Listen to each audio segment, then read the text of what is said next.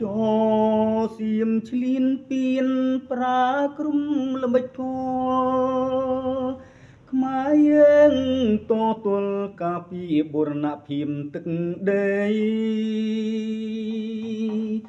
សាមគ្គីរួមរស់ទាំងប្រុសទាំងស្រីដើរតាមវិថីនៃរាជរដ្ឋាកងរាំងជុនខ្មែរពុកាក្លាហានអាចតទល់បាននឹងចោរឬស្យាមកជាឈាមស្រស់ចំពោះជាតិសាសនាពុំខ្លាចមរណាកាពីទាំងយប់ទាំងថ្ងៃពលរដ្ឋខ្មែរថៃជាតិនិយមកសាងសង្គមឲ្យបានរឹងមាំទើបយើងជោគជ័យព្រំប្រទល់ដានខ្មែរលែងជួមទុំភ័យយើងមានស្មារតី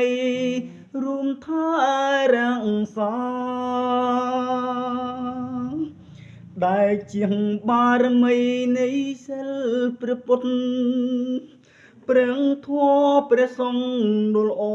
បំផុតសូមជួយស្រយុតបំបត្តិទុក្ខាដល់វិញ្ញាណក្ខន្ធកងរាជជនដែលបានមរណាឲ្យបានសុខានិដ្ឋានសុគទេភព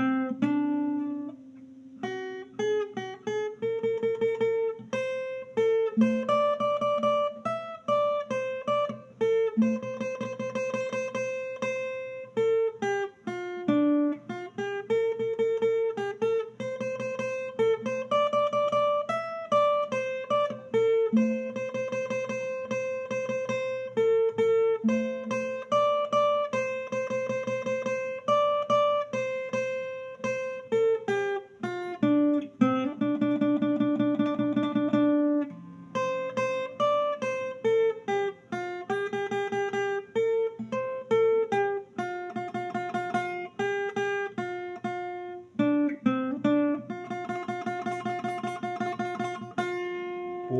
លរដ្ឋខ្មែរថៃជាតិនិយមកសាងសង្គម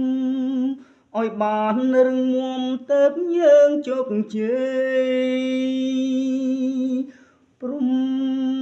ប្រទល់ខ្មែរលែងជួមទុក្ខភ័យ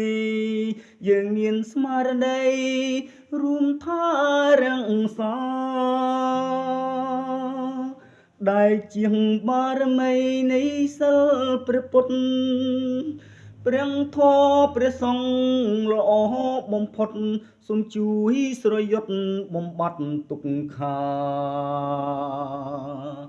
ដល់វិញ្ញាណក្ខន្ធកងរាជជនដែលបានមរណាបានសោយសុខានិដ្ឋានសុគទេភព